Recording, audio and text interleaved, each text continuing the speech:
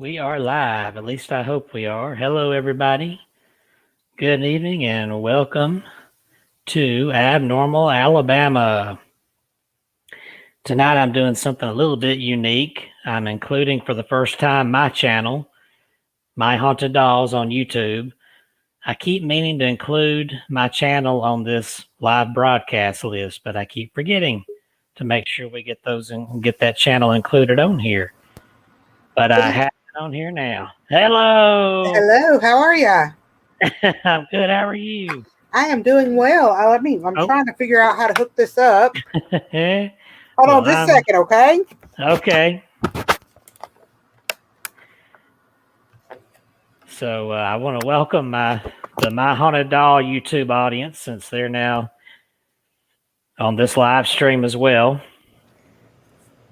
I got us on Abnormal Alabama, and I've got us on my YouTube channel. I've finally got it. Finally got my channel linked on here. I don't know why I haven't done that. Well, what's taking you so long, Kevin? I don't know. Well, you know, Kelsey's the master, so. I don't think he's feeling too well this evening. So, if you guys want to keep him in your thoughts and maybe send him a few bucks, I don't know. He's out partying somewhere. Just buy a wish machine at the Wish Doctor. Yes, buy a wishing machine. In fact, let's see, where's that scrolly moly thing? I can put that on here. Oh, here we go. Banners. Let me put up here his Wish Doctor thing. Here it is. I just got my notification that you were live on Haunted Dolls. Yay. Well, that's good. Yeah, this is going to be a treat for My Haunted Dolls. I don't know if the audience knows I also do this show. Well, they do now. And they do now. So that gives a little something different besides my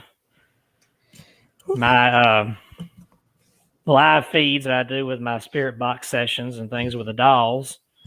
I'm fixing my hair here while I'm on camera. For those who don't know, that's Catherine Marie over there. That's me. Abnormal Alabama. And I'm Kevin Kane, myhauntedDolls.com. And our ringmaster, Kelsey Graham. I don't know where tonight, he is. So I know he said yesterday he wasn't feeling good. So as soon as I messaged Wars the link, I said, wait a minute, he probably isn't even on here. So I did this up real quick. You did a great job, Kevin. You're awesome. So I hope he's okay. My Facebook's been a little bit slow tonight, so it took me a moment to get on. I don't know why it's doing that. I have had Charter out here. They have replaced the entire line. They have replaced the box thingy, the router, and that other box and all that good stuff. And for some reason, it wants to work when it wants to work. Yeah, I had that trouble with what was I with DirecTV, and I have now got AT&T TV, so I don't have to worry about a dish anymore. I don't lose my signal when a cloud goes over. Yes, we have AT&T TV, but we have Charter internet because Charter, AT&T and Charter both are at my next door neighbor's house, but they used my address to get their Charter. So it was all messed up. It was all messed up. I don't know what happened there. I accidentally clicked the pictures. I was making room here.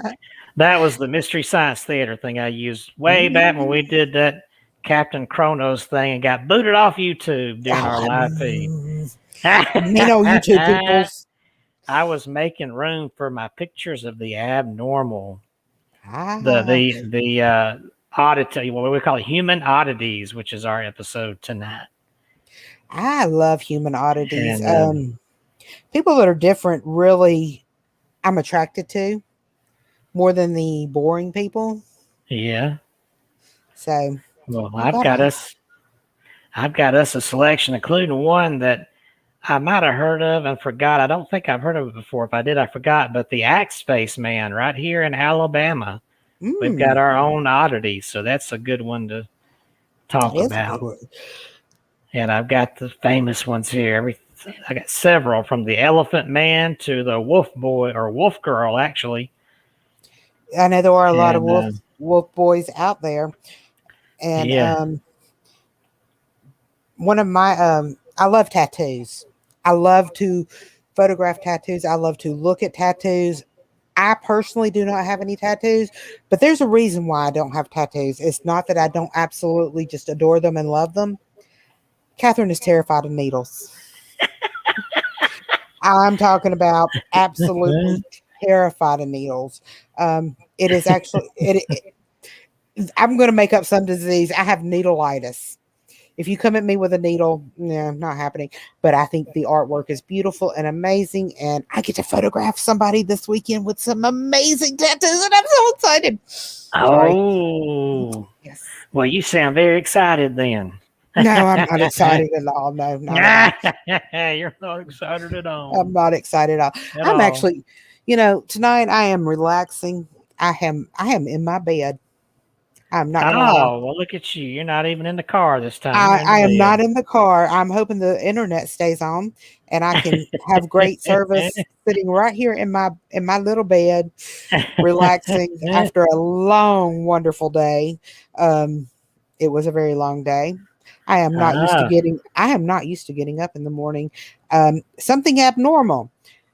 People that get up in the morning, get dressed, shower, get dressed, and go places.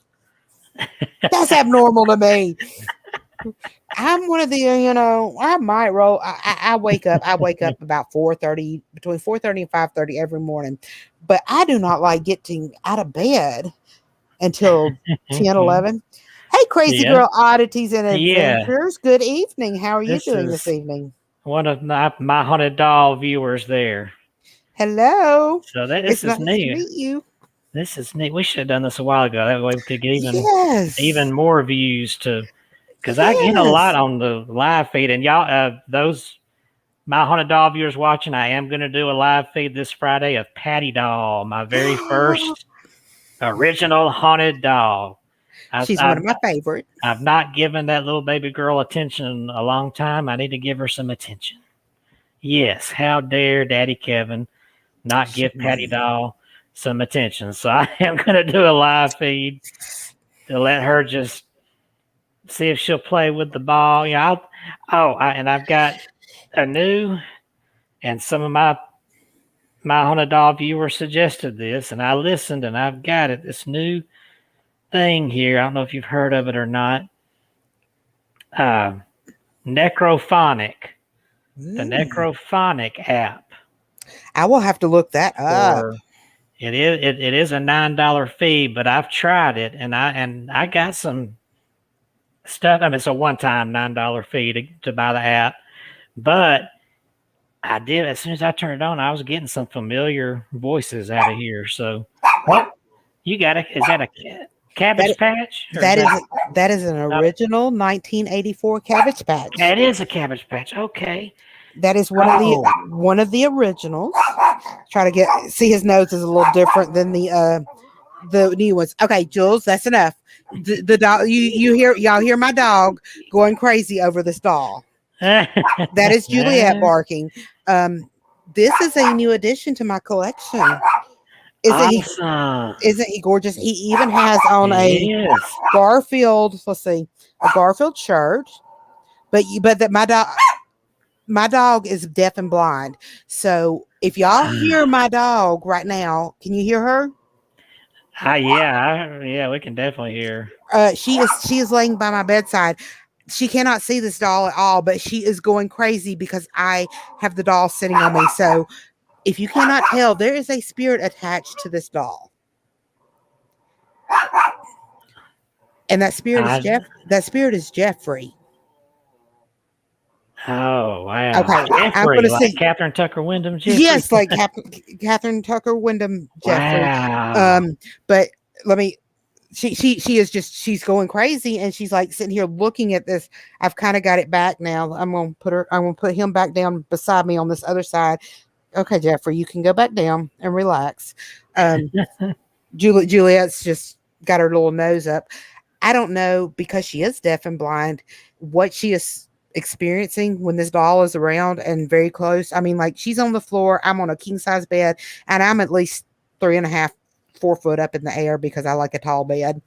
Um, and there's nothing under my bed because I can't stand things under my bed. But you saw or you heard her having a fit because of the doll. So there's Yeah, definitely something attached to this doll. and the dog being deaf and blind, that kind of Hmm. kills that being a, I Yes. mean, something natural. That's Yeah. So I don't know if she's sensing the spirit or what. But we've kind of come across Jeffrey as doll's name, and I thought you'd be interested in my doll tonight. Um, yeah, because he is a little abnormal and an oddity because he is an original and he does not have the typical Cabbage Patch doll nose. And also, he is not signed by Xavier Roberts like the other Cabbage Patch dolls are. He is actually, I can't see it in the dark here. He is actually signed by the artist, original the artist. original Okay. artist of Cabbage Patch. Um, Wow. So it's a 1984 version. His little booties, his pants are falling off his booties. All right, Jeffrey. Oh, she is mad. She is walking back and okay. I've laid Jeffrey down, Jules. She can't hear me, but sometimes if I calm down or whatever, and I kind of let it calm, she is walking back and forth down here on the floor right now. Yeah. I can't put my computer down to reach her, or I'd pick her up, but I Uh, don't want her up here with Jeffrey because I don't want yeah. her to attack him. And Oh, Jeffrey's okay, but yeah. I will try to whisper some sweet nothings in her ear, and not that she can hear me, Yeah. but just try. But Well, that's kind of exciting that you did that on film, Jules. I'm really excited. I mean, she's just going um, back and forth. well, I'm getting a new addition to my collection I from, saw well, I that. shared it with you from Hawaii, Mm. and the lady that sent it says it's a very active, it's very tricky spirit and likes to, butt in on other sessions and flickers lights. And the ones I've had in the past that flicker lights, after a while being in my house, they would calm down and stop doing it. So we'll see about this one. I'm going to put it on live too, maybe in a couple of weeks after she settles in and see if she does anything, maybe flicker some lights and stuff. Hmm. That'll So be that would interesting. be interesting. That will be But interesting. I love when they flicker lights, and I've got to get me one of those cat balls because yeah. especially now my collection's kind of growing a little bit. I'm really impressed with how many I'm getting, and I'm just kind of acquiring them through other people that JD still gives me stuff every now and then. He's not really doing that well, so eventually I will have all of his collection, which Lord only knows what I'm going to do with it all. Because he's about like you, but he doesn't just collect dolls; he collects other haunted things too. And he's got several Dibbit boxes, and don't know where he acquired those from. But I don't know what I'm going. I'm gonna have a warehouse. Like I'm gonna have to buy me a mansion, like you did. I don't have a mansion, more of a long ranch home here. It's not. You know, I mean, I am looking at a place on the lake, which is going to be amazing because Mhm. can you imagine the haunted things in the lake? Yeah. People have died in this lake, and I may set some of the dolls that I know that are not spirited out, and Yeah. let's see if we can draw some of those spirits out of the lake and maybe let them rehome themselves into a doll. That would be amazing if we could do that, wouldn't it? Yeah, it would be. Um, and I've been having some strange dreams here lately. I had the most weirdest dream the other night. I don't know if I messaged you about it. I thought I messaged you and Kelsey both. I dreamed about a new game that was out, and it came in a Happy Meal from McDonald's or Burger King or something like this. I was tired. I was exhausted. Well, somehow it connected me to the sewer, and there was actually people living in the sewer. talking about some oddity dreams coming up. So if Yeah. anybody's a dream interpreter out there and wants to tell me maybe my life is going to the crapper, I don't know. I would like some dream forecasting there Yeah. as to what's going on. But That but is weird. it is weird. But Jules seems to have And, calmed down. So I'm that's sitting here good. petting Jeffrey and loving on Jeffrey so that he feels safe and he's not been brought out much. I've had Yeah. him probably a week. I've had him about a week now, Oh, that's and good. I've kind of kept him a little secret, you know. Yeah. But let's talk Yep. about our show Yeah. tonight. Let's talk about human oddities. And when I was a kid, I loved to check out the Guinness World Book of Records and just look at the strange and unusual people in there. World's tallest person, world's smallest person, longest fingernails, which I'm going to touch on some of those tonight. But the most famous, and this, when I was a little kid, this movie came out, and it was already out, but it came on TV, and it scared the fire out of me. I couldn't eat for a while, and it was the Elephant Man, who is one of the most famous abnormalities there. I do remember watching And that as a child. yeah, and this is the picture we have up here. That's the real Elephant Man, not the movie version, not the play. This really was a man who once lived, and his name. Make sure I get it right because some people have gotten it wrong over the years. Merrick, John Merrick. And what was that And disease actually called? that's going to be here in the article here. It was weird because he didn't show signs of it until later in life. So it wasn't something he was born with right off the bat. I'm trying to find what it was called here. Because I don't see it in the article here mentioned. The article is more, I'm about to read is more about the differentiations. Okay, it was called Proteus syndrome, which is a Proteus syndrome. very rare condition there. Proteus syndrome, which caused him to have these abnormalities. And but there were some differences between the movie and play and the actual man, which is why I chose this article to read here by David Sheward, which he wrote in first person here. And he says, ever since Bernard Pomerantz's 1977 play The Elephant Man became a hit in London and on Broadway, the pitiful image of Joseph Carey Merrick, referred to as John in the play, that's where some people get confused with his name. I thought it was John too, but anyway, who is a deformed wretch forced to earn a living in a freak show who finds safety thanks to a sympathetic doctor and kindness in the loving embrace of a famous actress, has been seared into the public imagination. The play ran for over 900 performances in New York, an impressive number for a non-musical. Stars such as Mark Hamill of Star Wars, Bruce Davison, and even David Bowie succeeded Tony nominee Philip Anglim, who first played the lead role on Broadway and repeated it in an Emmy-winning TV version. David Lynch's unrelated film edition was released in 1980, headlined by Anthony Hopkins, a.k.a. Hannibal Lecter, and Anne Bancroft and John Hurt, who was the Elephant Man, in full makeup as Merrick. The play was presented again on Broadway in 2002, and in 2015 with Bradley Cooper playing the Elephant Man.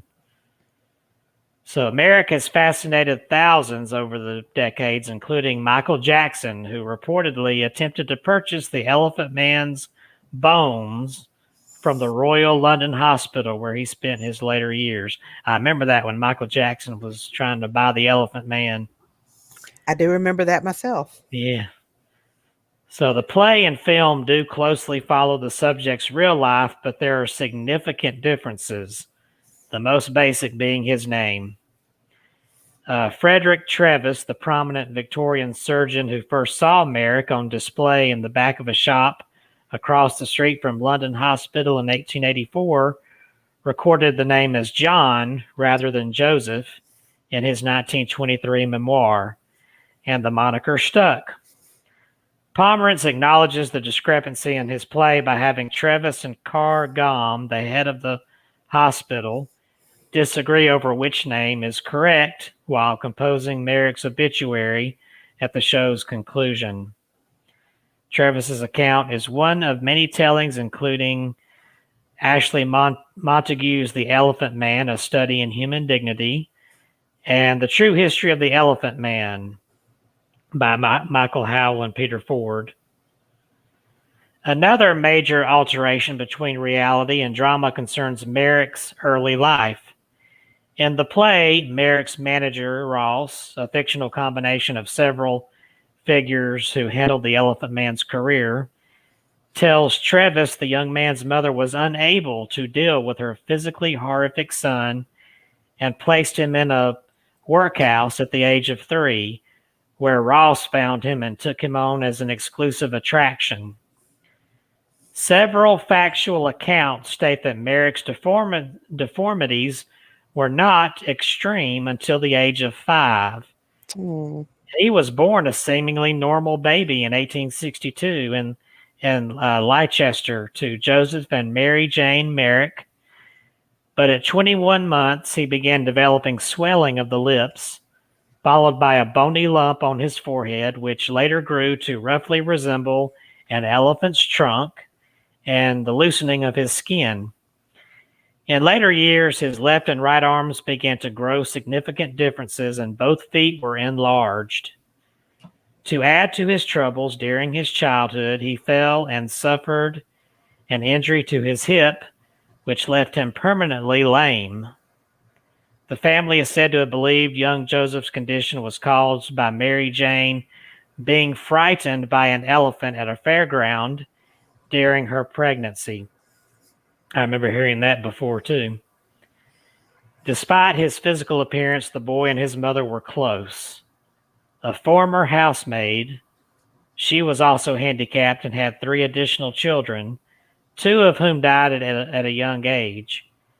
She herself passed away in 1873 of pneumonia. Her death devastated young Joseph.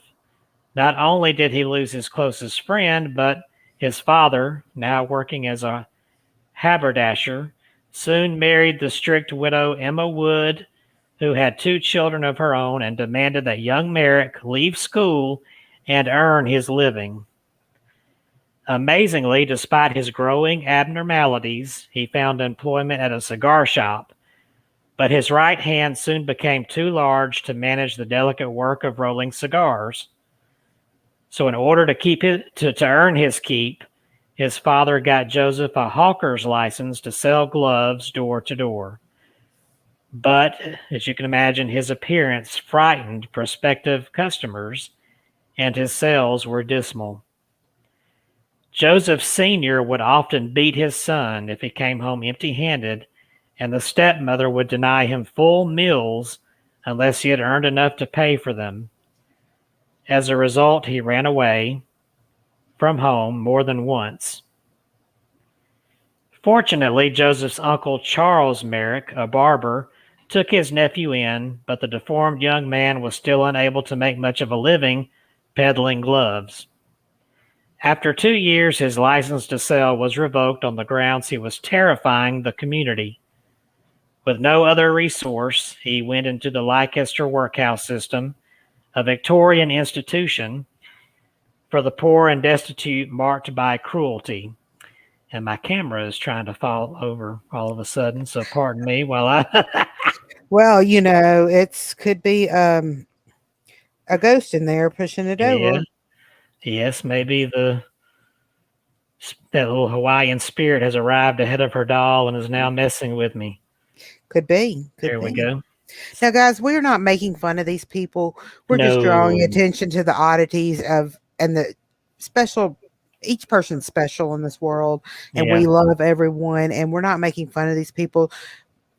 people back then and even now think that people, just because they do have these diseases right here, are odd and weird, but Yeah. they're actually wonderful human beings, most of them, and they're special. And people need to realize that these are humans, and we need to treat them with the utmost respect and love them just like we would anyone else. And I promise you, we are not making fun of them in any way, shape, or form.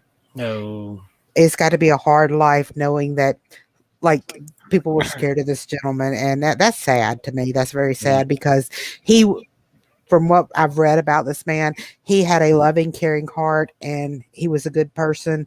And all he wanted out of this world was to be treated like a normal human being, or just a human being, not even a normal human being, because who likes normal? We like the abnormal. But that's but we are just trying to touch bases on, not everybody is the same, and we do have these diseases out here. I've actually sent you a couple, Kevin, that I thought were very interesting, that I've read about and followed their stories over the years as they go through some treatments. And some of these are modern day people, and more than anything, they just want to be loved and treated like a human being. That's just my Yeah, two they cents in it, do. you know. Yeah. Yeah, I see somebody's out here on Messenger. Yeah, I got the little lady there. I've got her story up here. But I Okay. didn't see this one about the tree man, but we'll get to that one. Okay. All right. So back to the elephant man here. He was in the workhouse for about 5 years and saw only one way out of his miserable existence. Strangers had always stared at him, so why not get them to pay for the privilege? He contacted music hall showman performer Sam Torr, who eventually sold his interest in Merrick to exhibitor Tom Norman. It was Norman who brought Merrick to London to be exhibited in the shop opposite the London hospital, where Frederick Trevis later found him. Showing himself as a terrifying oddity was his only means of financial support, and it was probably not a happy way to earn his keep, but unlike the preyed upon wretch of the play, Merrick was the one who contacted his manager rather than the other way around. So he put himself into that Mhm. business. Yes, But and people will sometimes will not hire people that are have physical abnormality. yeah. So sometimes that's the only thing they could do to earn their living and provide for themselves and their families. Yeah.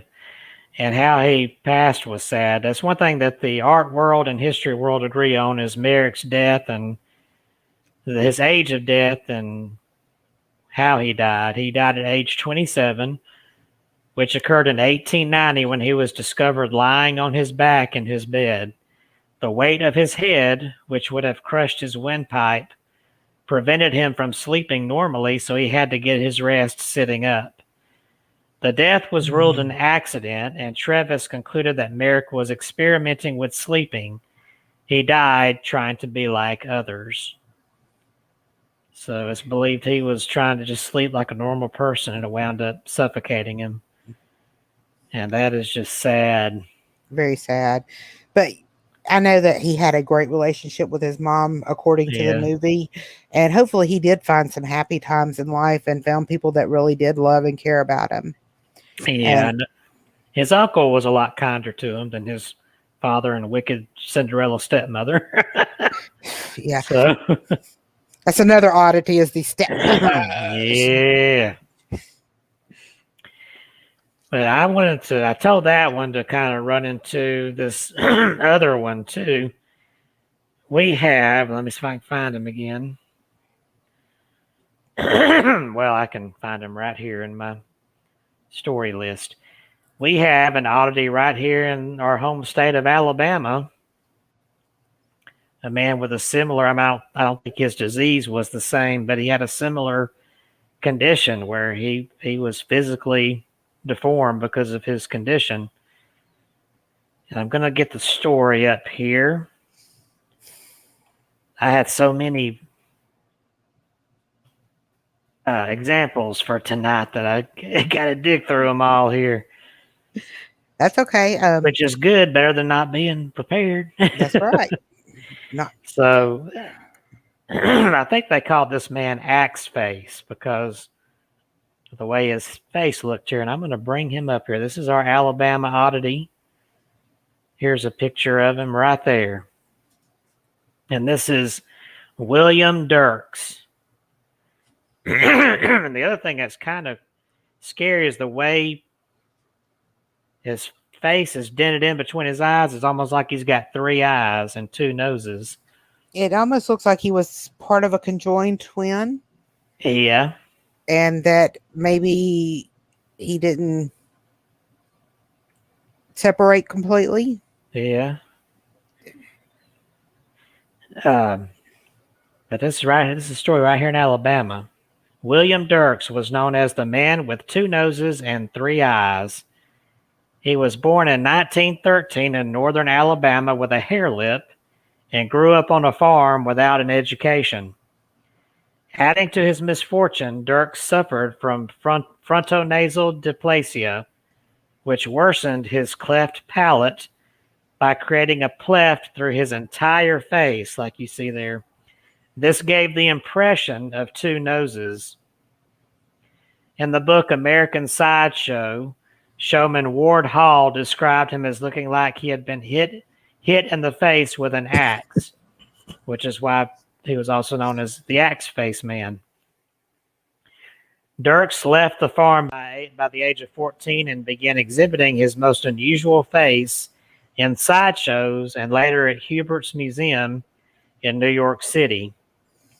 In Arthur Lewis's book, Carnival, Dirks said, quote, "None of the kids or teachers could ever look at me, and my mom and pop did not have any money to give me for a private education, so what could I do?"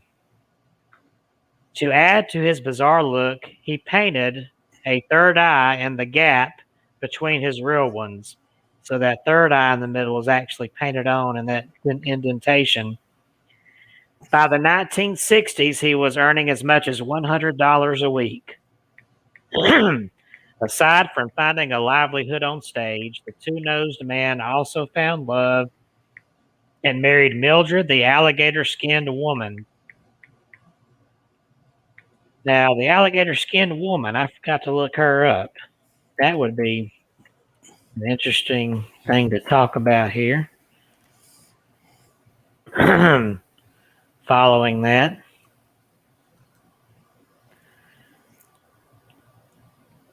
Have you ever heard of a thing called Sanfilippo syndrome? I have not. Where this is where children, they start off growing at a normal pace and acting like a normal child. At about the age of 3 years old to about 6 years old, they start regressing back to infant stage until, and most of them do not live past the age of like 10 to 12. And that's a very interesting. This is kind of a shout out to somebody. Love you, Logan. he does suffer with that syndrome, and cutest little boy. But they're deformities, and I don't really call it a deformity, but they actually have extra bushy eyebrows. Oh, okay. That is one of the signs of theirs. And no, I do not have Sanfilippo syndrome because due to COVID, I haven't done, gone and all that little stuff that we normally do. But don't want people in my face too much. But something that is interesting. But we love Logan, and he is an awesome kiddo, and he just turned 13 or 14 this year, this past month. I can't remember if he's 13 or 14, but he is actually is starting to slow down, but he has actually thrived, and he lives with a great family, and he has the syndrome, but his twin brother does not. So that's an interesting thing to come about, but But Sanfilippo syndrome, if you guys want to look it up and find out all the interesting things that come along with it. Hey, alligator guy or alligator woman. Yeah. Does she carry an alligator bag like the lady did do you remember that?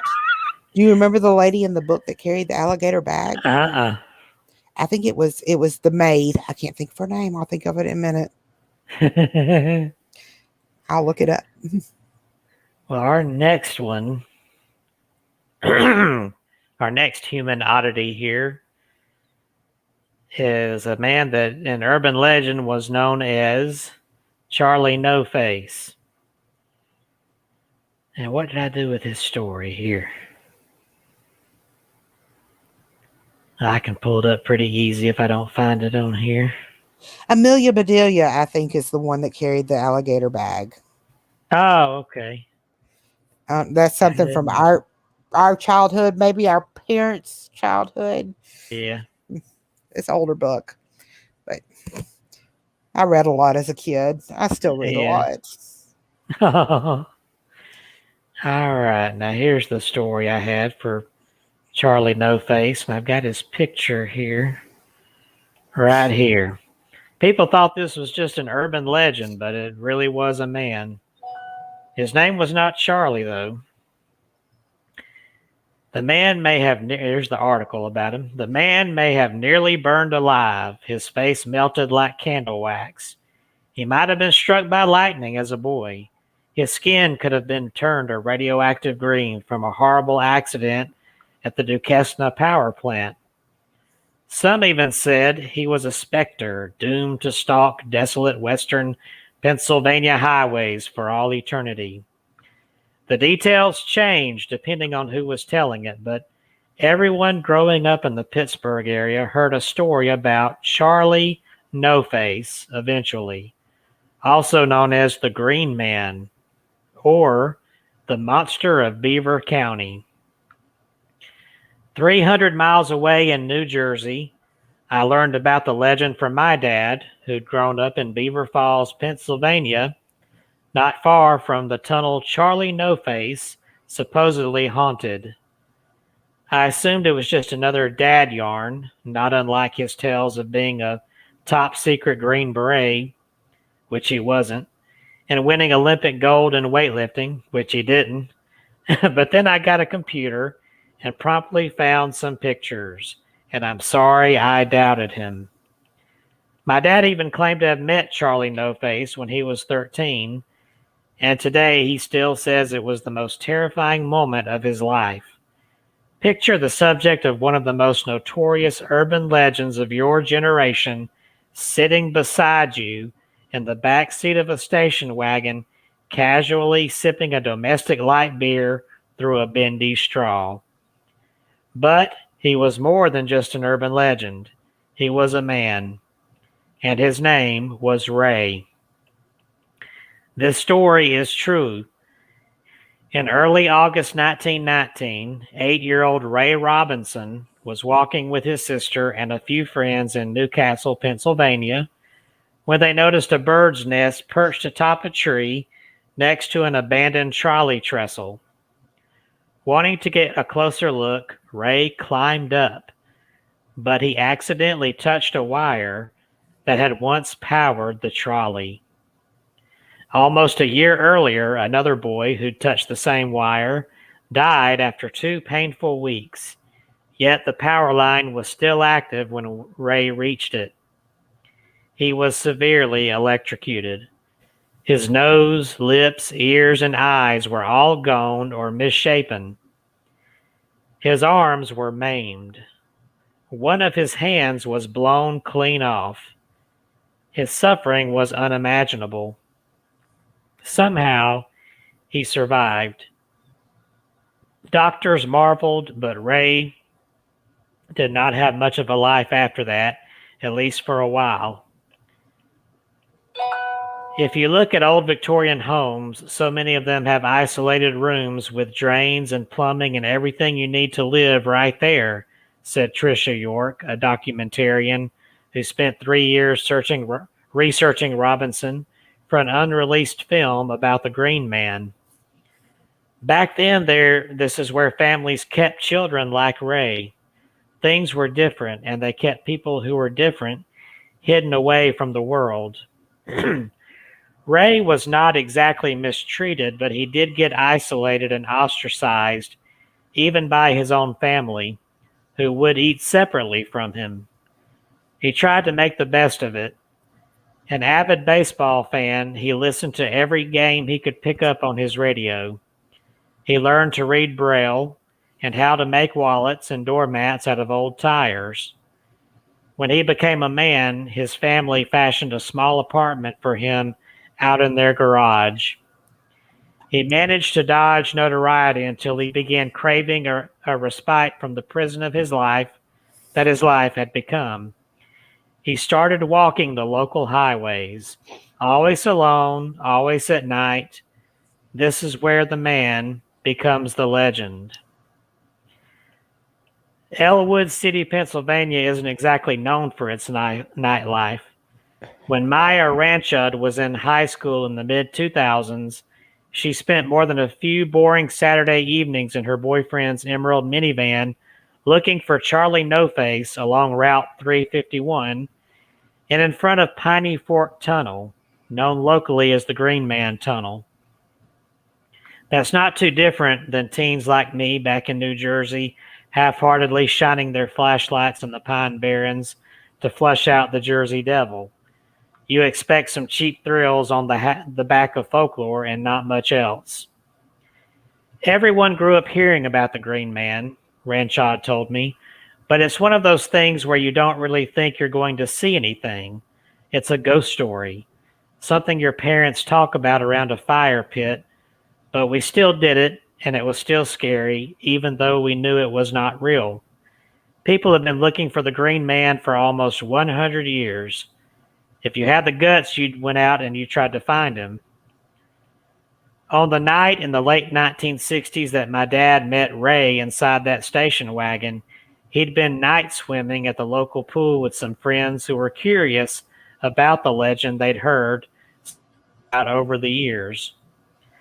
Though my father was unsure who or what Ray was, he had certainly heard the stories. Everyone had.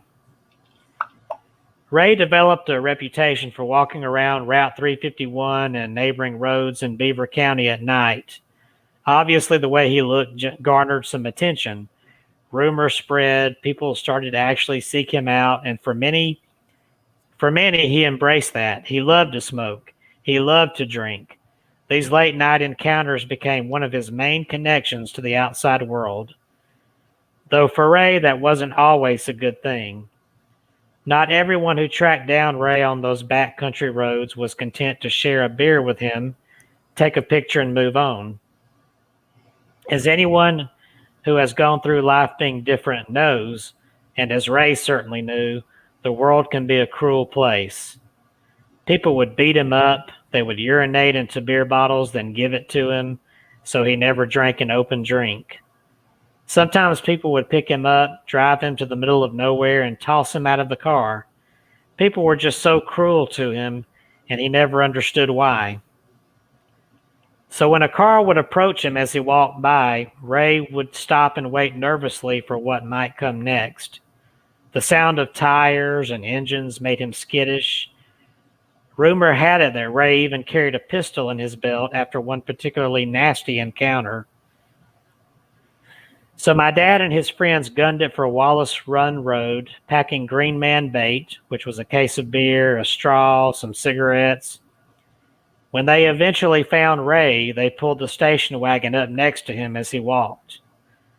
The driver, who said he'd met Ray once, hopped out as my dad and the others in the car watched through the fog. When Ray climbed into the car, my dad screamed. Can you blame him? Ray's blank face glowing off the dashboard light was like nothing he had ever seen before. The Green Man in the actual flesh, just a pencil length away. The Green Man moniker came not from the rumors about him working at the power plant, but from something a little more gruesome. His nose was basically an open wound his entire life. It would get infected quite often, and that would make it turn green. Which is why he's called Charlie No Face instead of Ray No Face remains a mystery, though. After the palpitations ceased, my dad realized he had nothing to fear. It was like meeting the boogeyman and discovering he's just a misunderstood guy who likes beers, shooting the breeze, and the Pittsburgh Pirates. People need to understand this was a human being, a real person, and someone who endured one of the most tragic lives ever encountered. Underneath it all was this beautiful, kind man.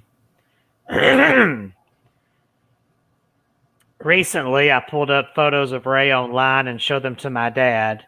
He did not say anything for a while. He just looked and remembered. The only thing he could say is that he was sorry he was ever scared of the man in the first place. I interviewed hundreds of people about Ray all over western Pennsylvania.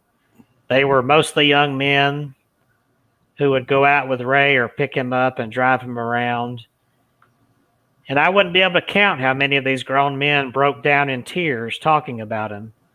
A lot of them regretted the way they treated him, understandably, but so many people just cried, remembering what Ray meant to them and what he did for them, or just reflecting on his life and how sad and bittersweet it actually was. There's a photo of him posing with a woman, maybe the only woman other than members of his family that he ever touched.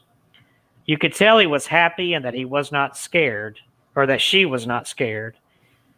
There was the young man who lost a brother in Vietnam who credits Ray's companionship and unending empathy as a major force for positivity during his grieving period. He taught countless people who would spend long nights sitting in a car or on a porch with him about the virtue of looking past the superficial, of swallowing fear and abandoning preconceptions. He showed so many people that it was okay to be different. He actually changed lives. And through it all, Ray was never angry. He was never upset. He never asked, why me? He kept being positive, being genuine, and being the kind of person and friend we all wish we could be. Everyone will remember the legends, but he meant so much more to so many people, and it really made him happy. Now it says there he died in 1981 in a nursing home and is buried in Beaver County, just a few feet away from the little boy who was electrocuted 1 year before him. Occasionally you will see fresh flowers placed on his grave. He was a gleaming example of someone being given the worst and making the best of it. He was more than just an urban legend. He was a man, and his name was Ray. Now that is a beautiful article right there. That was a beautiful article. I had not had time to finish it earlier to get to the ending. That about made me tear up a little bit there. Oh, may you rest in peace, Ray. Yeah. So yeah, I mean it's I can't even imagine what it's like to go through life with something that severe. You know, that kind of a deformity about you, and then having to deal with people who react to that, and some of them in the worst ways. It's one thing for somebody to just be scared or whatever, but to be mean and cruel like some of them were. It's not something we promote. We don't want to be mean to anyone. I everybody knows that I went to school, was an EMT for years, and I worked on the ambulance, and we had to pull rotations at this certain nursing home, and there were a lot of young people there. One guy was shot in a gang fight, and he was shot in the head. Now he was missing all this side of his face, and his head was like it was gone. It was sunk in, but he was still a human being. He still had a personality, and he was funny as all get out. He would have us girls laughing our booties off because he thought we were amazing. And he was still a flirt, just because he lost that part of his brain, and he was still a flirt and still had a great personality. And he said it changed him, and he was, it pretty much paralyzed him on like that one side, but he was able to walk to a point and get around in a wheelchair. But he would be considered deformed a little physically and mentally, but it didn't mess with his personality at all. He was a great guy.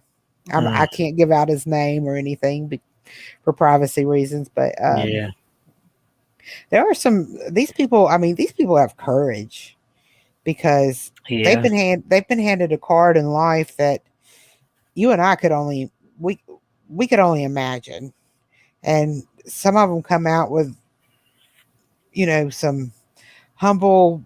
They're just there's some of them are just amazing people, yeah, and I have all respect for them all. And when you see somebody like in a wheelchair or with some kind of deformity, don't stare, and don't be afraid to yeah, go up and talk to them, and introduce yourself. Be a human being to them, and yeah, I am very interested in a lot of these diseases, and I follow some of the conjoined twins, and I find it educational, and I like to see their lives and how they're flourishing, and they're dealing with some of these things that they go through, because it's different from what you and I go through every day, because we're considered, I guess, we look normal. Well, okay, Kevin, I look normal. Oh, you're gonna play Kelsey tonight, huh? Well, he he is a little on the not feeling well side. So I Yeah. hold on. I'll go in there and shave my head real quick. Nah. Um, but he will definitely. I gotta play him. But we pick on each other, but we do love each other and we do respect each other, right, Yeah. Kevin? Yeah, we do. And but let's go on to another thing Yeah, that seems like an oddity. Have you ever been to the oddity shop in Birmingham? I did. Yeah, I went in. Gosh, when was that? I went in there. It was. I think it was back. When I was still doing those haunted Birmingham trolley tours. Well, turned into a bus tour, and we were going to make it a stop on our route there. But I went in when myself and a few of the group members went in to check it out before we did that.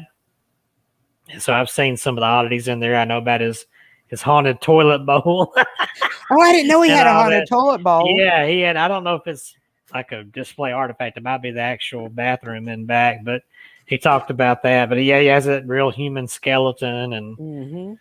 I use that haunted Um, toilet bowl if that's the toilet.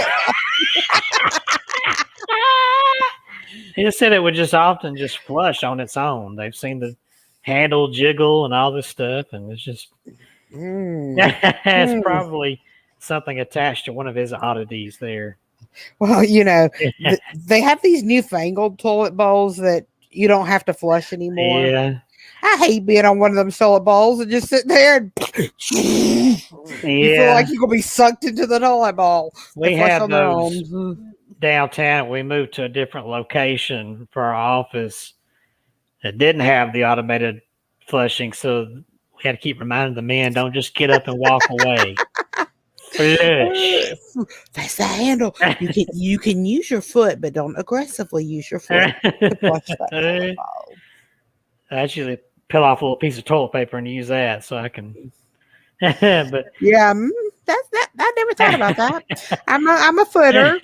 I use the foot but because I got my. yeah, Mm, I never but understood people washing their hands and then walking over to the towel dispenser and pushing the button yeah, and then opening yeah. the I door. hate that. My hands are contaminated. No, I Yeah. use before I wash my hands. I push the little towel button so the little towel comes out, and I have plenty of towel.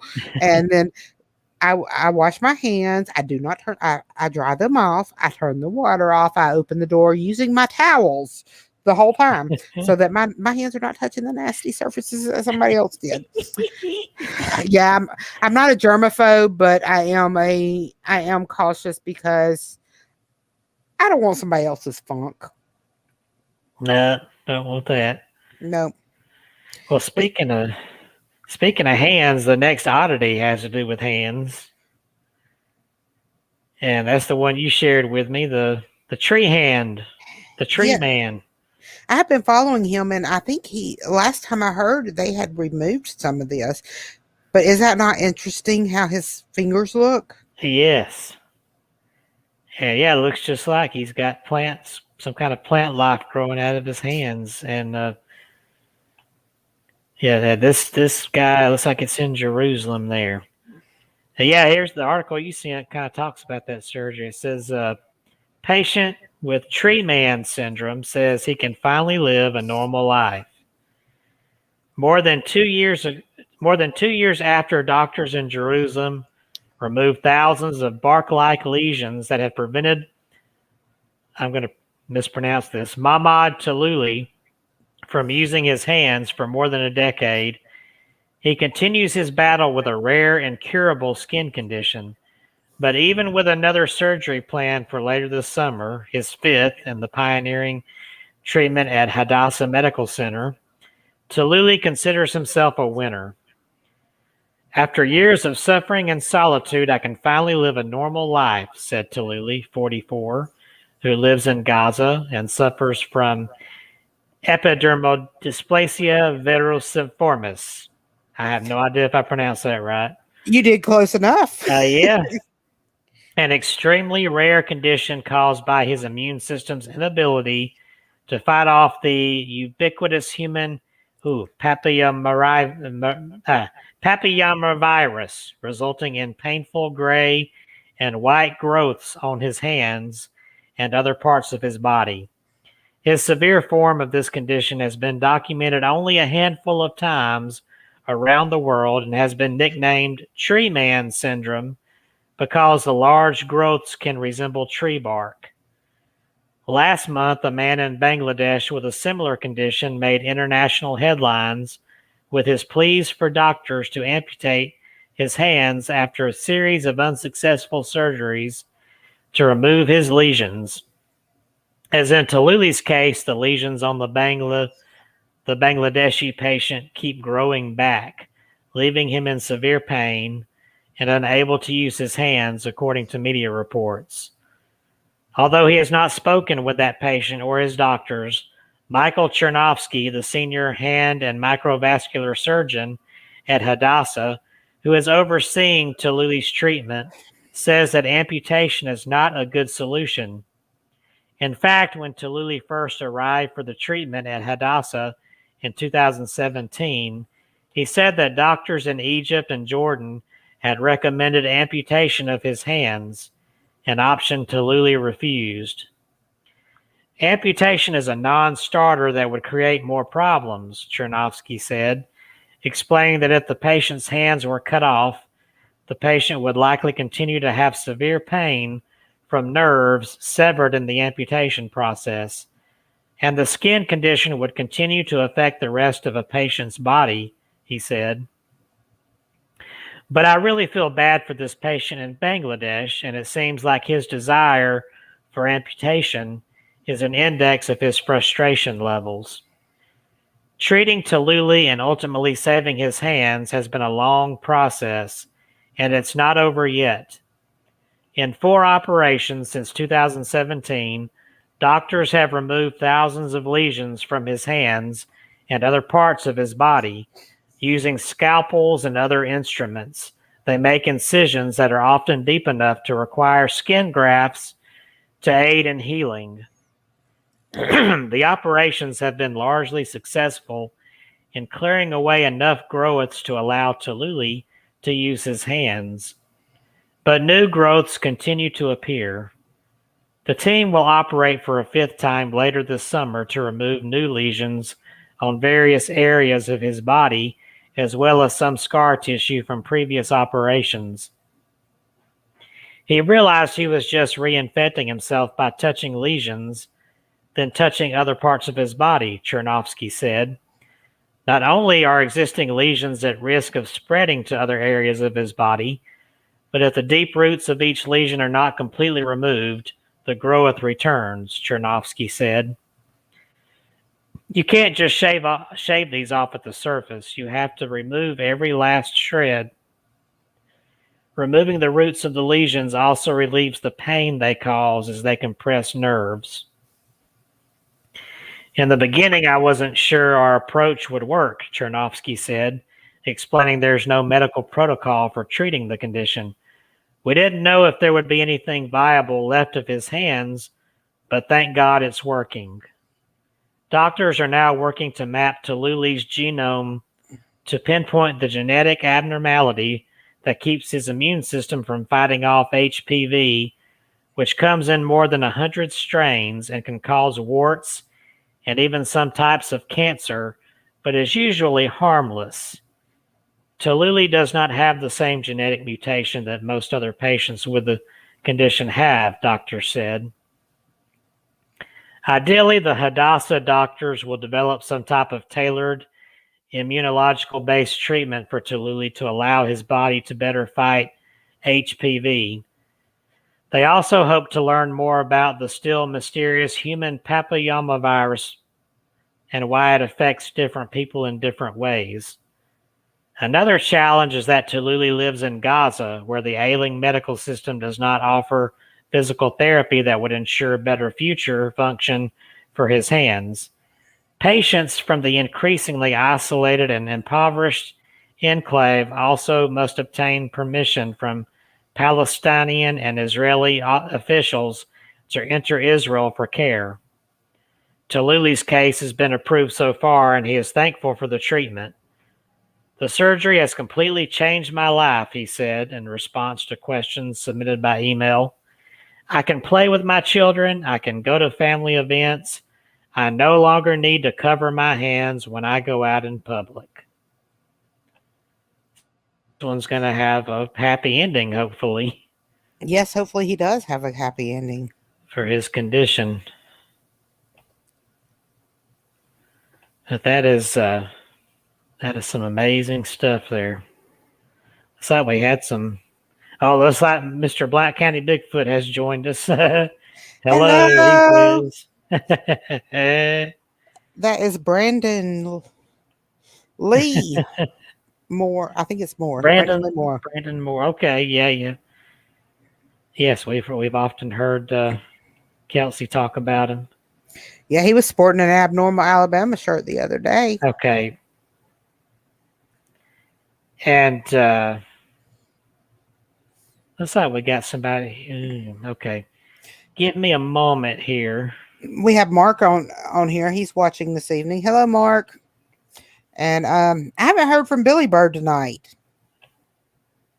Billy Bird? Yeah, where's Billy Bird? Missing Billy Bird. I don't know. And Don, where are you? Hadn't heard from you tonight either. I don't know. Where do these people be at?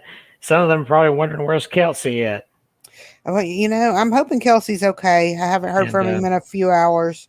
I'm sure he'll call me in a little bit. Yeah. He's probably, knowing him, he's playing the sick card and he's probably asleep somewhere. Yeah, that's possible. He's turned the air conditioner on. He's closed his eyes. Kelsey is missing.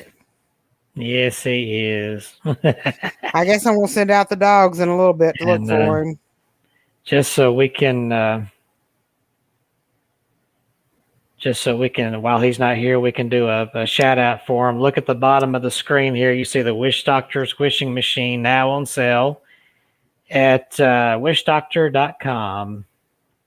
So, thewishdr.com. Yes. Pretty cool little machine.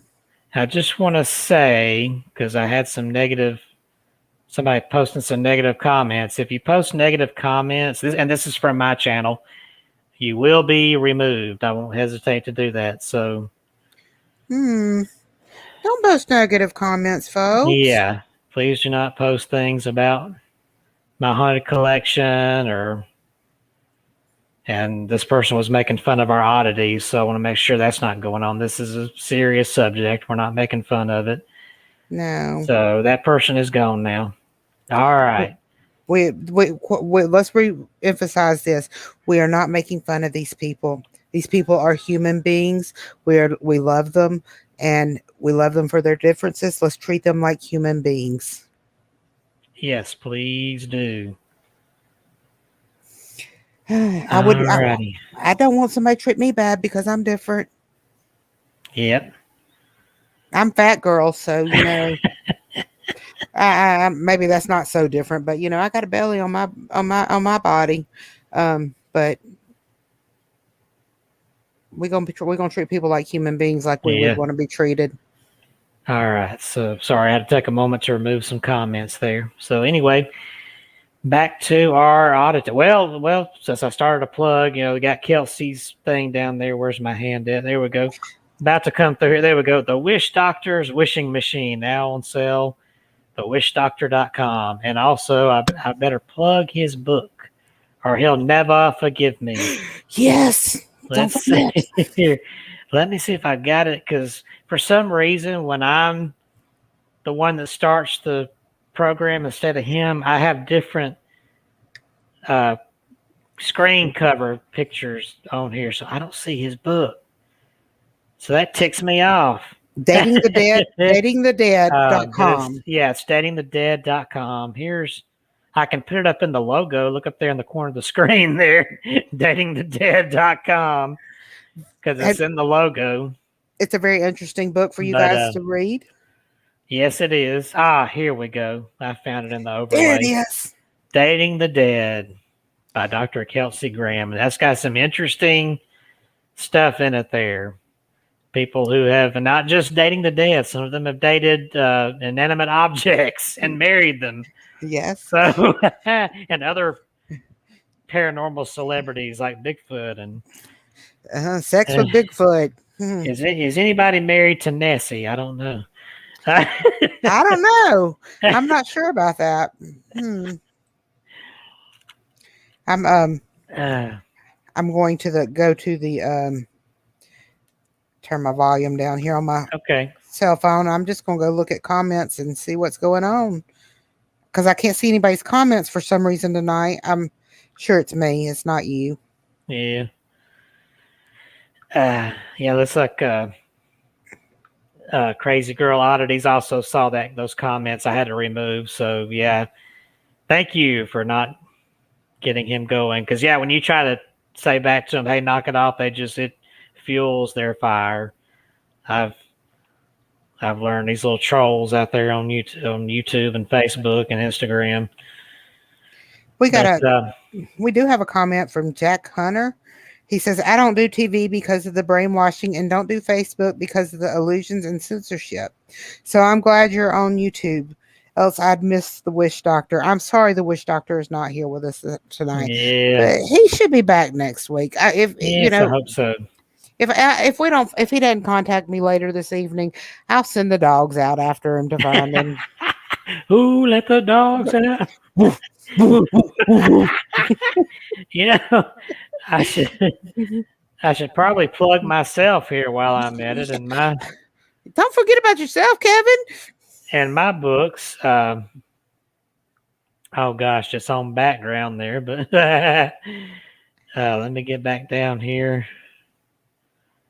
to where that's supposed to be the coverlets there. There we go.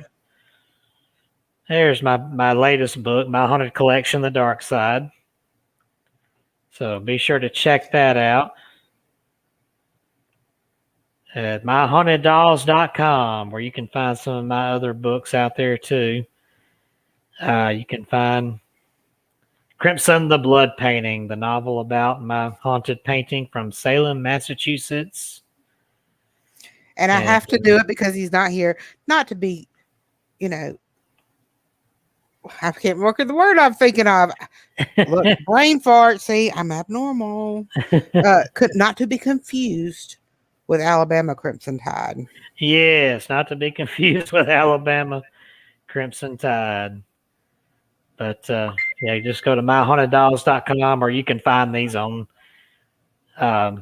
You can get it autographed at myhauntedDolls.com, but if not, then you can get it at Amazon, booksamillion.com. Some of these are on Barnes and Noble, and they're all on Kindle if you prefer ebook, or if you don't like to read but you like to listen to books. There's a couple of these of mine on audiobook, so on Audible and iTunes. So there you go. I have plugged myself. So, what is the next? We are talking about human oddities tonight here at Abnormal Alabama. I believe you had Jody on there. She's so cute. Yes, yes. I was going to lead up to her with. First, I was going to talk about the so far, and I don't know if the record's changed, but so far the tallest man ever on Earth on record, as far as the Guinness World Books. This fella right here. You can see how enormously tall he is in that old black and white picture there. I'm curious as to how tall the guy is beside him. How tall was he, Kevin? This guy that I'm about to talk about here, the tallest man, he stood at 8 foot 11.5 inches tall. Wait a minute, I'm sorry. Back up, Kevin. I think it was 8 foot 11.5 inches tall. They said he almost was 9 feet tall. So yeah, I've got it right. Wow.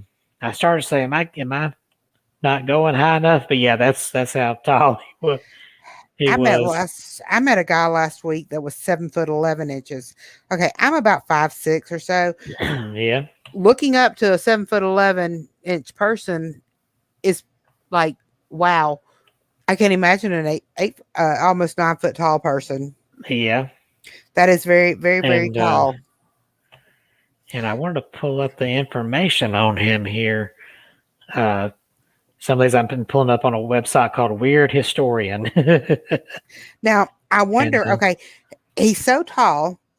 I'm assuming that his feet have to be rather large to support him and him be able to stand without falling over, because that would be kind of, yeah.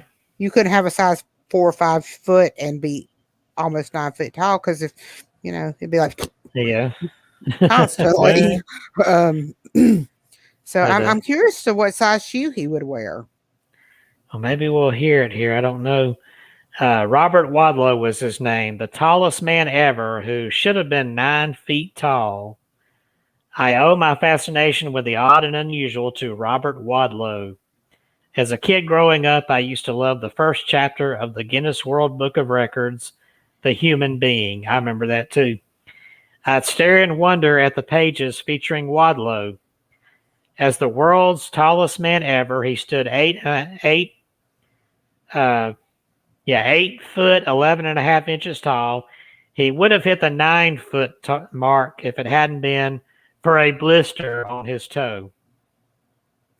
Known as the Gentleman Giant, Wadlow was born in Alton, Illinois, on February 22nd, 1918, and weighed a normal 9 pounds. An overactive pituitary gland soon made the rest of his life anything but normal. He quickly grew into a big baby, weighing 62 pounds by his 6th month. At the age of 5, he was already 5 feet 4 inches and 105 pounds. When Robert was 9, he would carry. When Robert was 9, he could carry his 150-pound father around like he was a puppy. Wow. By 13, he was easily the world's tallest teenager at 7 foot 4 inches. That's age 14 or 13. And he's still not finished growing. In 1936, Wadlow graduated and attended Shirtlift College on a scholarship. He hoped to enter the legal profession.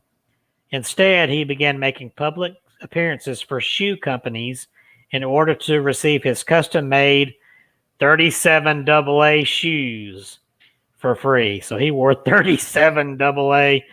That is unheard of. Well, I did look up. He also holds the world's record for the largest feet, and his feet were 18.5 inches wide. Wow. So. Or long. Was that long or wide? It didn't say. Long. It's long. Yeah, it's got to be long. 37 AA shoes. Other types of companies also used him for publicity. An advertisement for a store called Gately's gave away a $7.98 electric clock lamp to every customer Wadlow greeted. Let the world's biggest boy give you the biggest free gift we've ever offered was their slogan. In the beginning of July 1940, Wadlow appeared at a festival in Michigan, sponsored by his shoe company. A fatal sore formed under a leg brace, causing an infection to set in. Local hospitals were unable to properly accommodate him, allowing the infection to linger. As it worsened, he developed a fever of 106 degrees. Doctors finally performed a minor surgery and gave the giant a blood transfusion, but it was to no avail. Sadly, Robert Wadlow died on July 15 at the age of 22. He had still been growing at that time.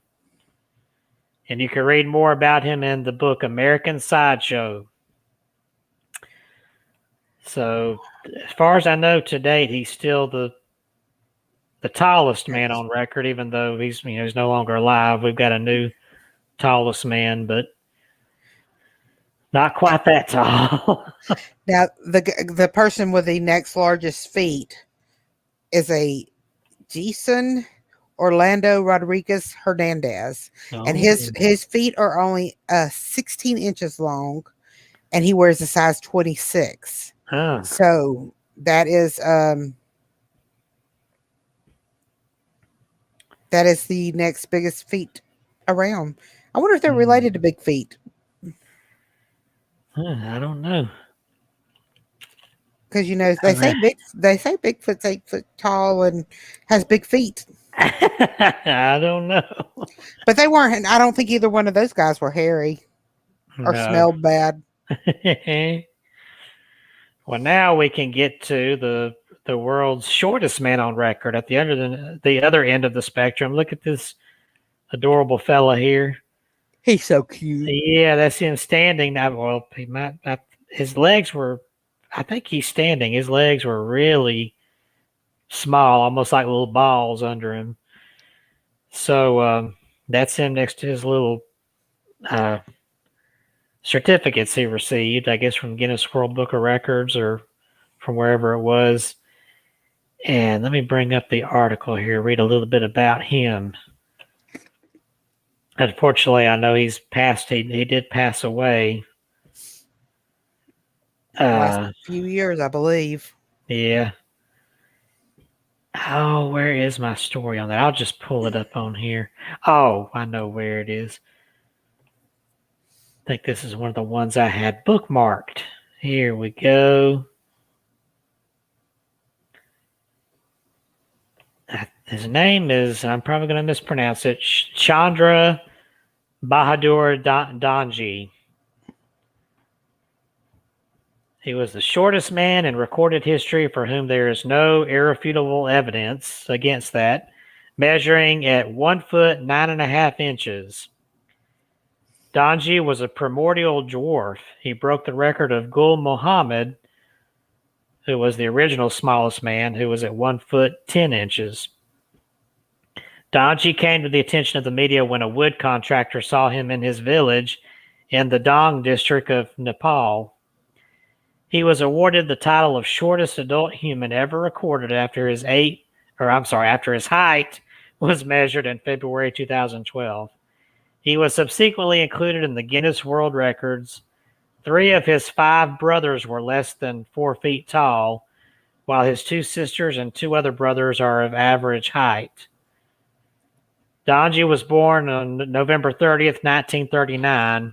It's unknown what medical condition limited his growth. He lived in a remote village approximately 250 miles away from Kathmandu, Nepal's capital. Before being recognized by the Guinness people as the world's shortest man in 2012, he had never left his home village. After being awarded the title, he said he had always wished to travel to all parts of his country and the world. He stated that being the shortest man in the world and a citizen of Nepal, he wanted to use his status to popularize his country. So he wanted to give back a little there.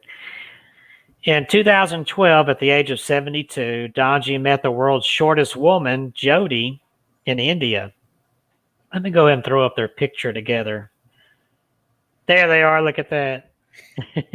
I love Jody. I think she's got the Yeah. sweetest little voice. It's so Yeah. baby. And she's cute and she's a fashion diva. Let me tell Yeah. you, she does not. She is not going to wear crap clothes. She's always dressed to the max. Her Yeah. makeup is always perfect, and she's so cute. Yeah. Unfortunately, Donji died in American Samoa on the 3rd of September 2015 at the age of 75 at the Lyndon B. Johnson Tropical Medical Center in Pago Pago. His exact cause of death was not disclosed, although the Kathmandu Post reported that he had previously been suffering from pneumonia. He had been touring the South Pacific for much of the year with Samoa's to Paul Bruno's Magic Circus. So that's sad, but He lived a long, happy yeah, life. he did. He did actually. Yeah, when you think about 75, that's a long time. And now we'll talk about little your favorite there, little I, Jody. I think she's so cute. Yeah, I used to like this. Was my favorite part of the Guinness Book of Records was these interesting people. Jodi Kasanji Amji, I'm not sure if I pronounced that right, is an Indian actress notable for being the world's shortest living woman, according to Guinness. Following Amji's 18th birthday on December 2011, she was officially declared the world's shortest woman by Guinness World Records with a height of 2 foot 6. That was 2 foot and 0.6 inches. Her restricted height is due to a genetic disorder called primordial dwarfism. Amji was featured in the 2009 documentary entitled Body Shock. She was also a guest participant on Big Ball 6, an Indian television show. And on August 13, 2014, she was cast in the 4th season of American Horror Story as Ma Petite. I remember that now. And I think she's been to some conventions, some horror conventions too. So that is amazing. Yeah, I Now remember. we've talked about the tallest man, the shortest woman. Now I just sent you a link to the tallest woman, and Okay. and I want to talk about something. It's to me it's very interesting because I'm not a foot fetish or of anything, but the tallest woman, her length of her feet was 14 inches. Can you imagine walking around on those 14 inches? And I'm not sure what size shoe she actually wore, but that's still a very large foot. Um, Yeah, it is. and she was over 8 foot. But I want you to read that, or you want me to read it?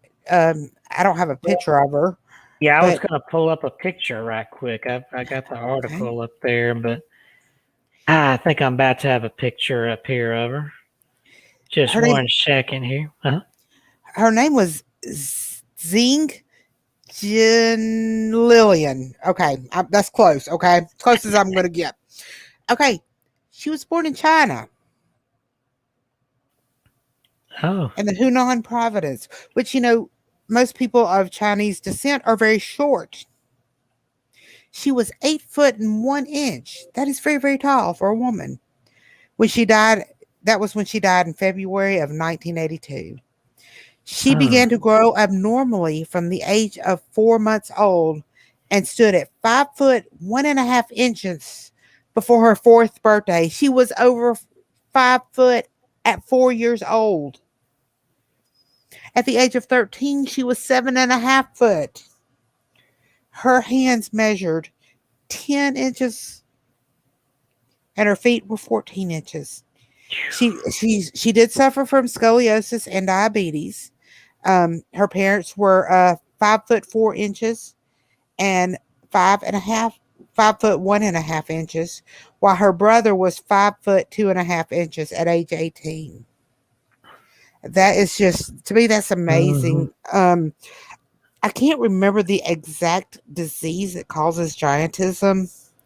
I can't remember it off the top of my head, but that was Yeah. a very tall woman, especially for her being from the part of the world that she is from, because Yeah. majority of their people are not of. I mean, their average height is like 5.5, even for men. So it's very, very, very short. Yes, I remember. I remember watching her on like TLC or Yeah. something. Look at big, but you know what they say about big feet. Yep, they have big shoes. They have big feet. Look at you. Well, it's true. If you have big feet, you gotta wear big Oh. shoes, and it would be hard to fill those big shoes. Yeah. So Well, I've got another story. This one is kind of a shocker. I did a little search to see is there really, 'cause there's a lot of faked photos out there, like one I'd shared, but there really was a two-headed man once, and I've got his picture right here. His name was Pasquale. Now look at this. This is amazing. I have read stories about him. The actual real two-headed man says here it was 100 years ago that two-headed Pasquale Pinon arrived in the Chair City and was decapitated. He only lost one head, though, and survived to tell the tale.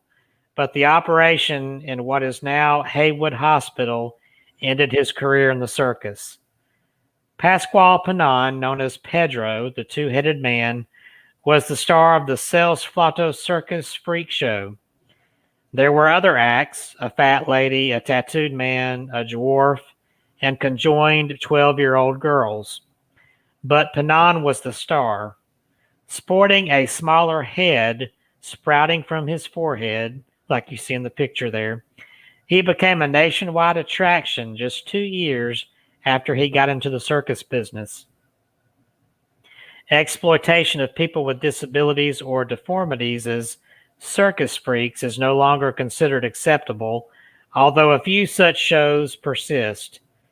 Similar concerns about mistreatment of animals led Ringling Brothers and Barnum and Bailey Circus to eliminate elephants from its performances in 2016. But in 1919, freak shows were still a popular part of the circus experience. Mr. Pinon's second head was actually a tumor growing out of his forehead. It was the circus. The circus made the tumor look exactly like his actual head and face, including a beard.